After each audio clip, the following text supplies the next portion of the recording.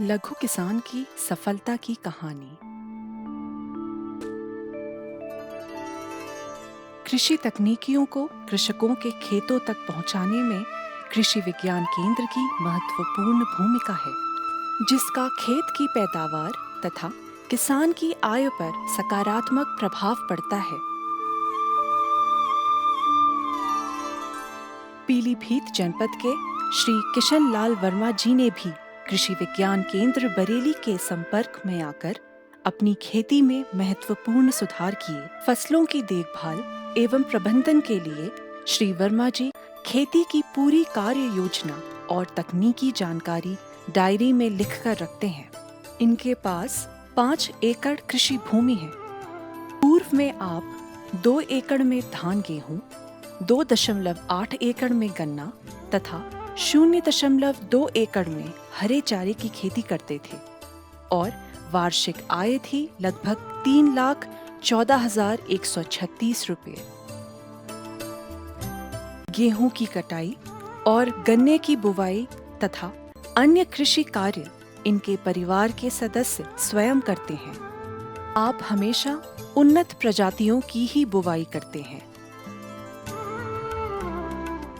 वैज्ञानिकों की सलाह पर आप धान, गेहूं, गन्ने की खेती में वैज्ञानिक प्रबंधन के साथ गन्ने में बैंगन, फूल गोभी, प्याज, लहसुन, सरसों, मूंगफली एवं अचारी मिर्च की सहफसली खेती, बैंगन और फूट की सहफसली खेती में साग वाली मूली बोकर रिले फार्मिंग, पोपलर में हल्दी की अंतः फसली खेती तथा मेड़ों पर लगे पोपलर के छायादार स्थानों पर हल्दी, अदरक और अरबी की खेती करते हैं।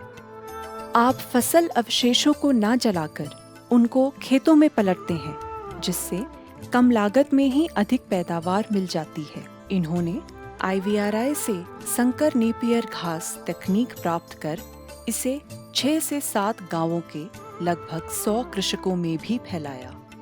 इनके गौ पशुओं को भरपूर मात्रा में संकर नेपियर घास का हरा चारा मिल रहा है, जिससे दूध उत्पादन की लागत भी कम हुई है। आप रसायनों का उपयोग न करके जैविक विधि द्वारा स्वयं तैयार किए गए कीटनाशक एवं वर्मी कंपोस्ट का ही खेती में उपयोग करते हैं। कृषि विज्ञान केंद्र के तकनीकी हस्तक्षेप से आपकी वार्षिक आय बढ़कर 6,30,190 रुपये हो गई है।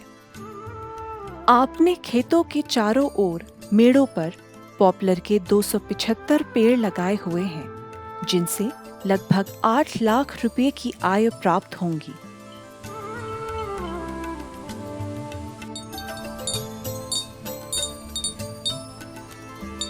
कृषि विज्ञान केंद्र बरेली, कृषि एवं उद्यान विभाग पीलीभीत द्वारा इनको उन्नत खेती हेतु पुरस्कृत किया जा चुका है। इस प्रकार सीमांत एवं लघु कृषकों की आय में वृद्धि के लिए उन्नत प्रजातियों के अतिरिक्त सहफसली खेती, रिले फार्मिंग, फसल अवशेष प्रबंधन एवं कृषि वानिकी लाभकारी पद्धतियां हैं।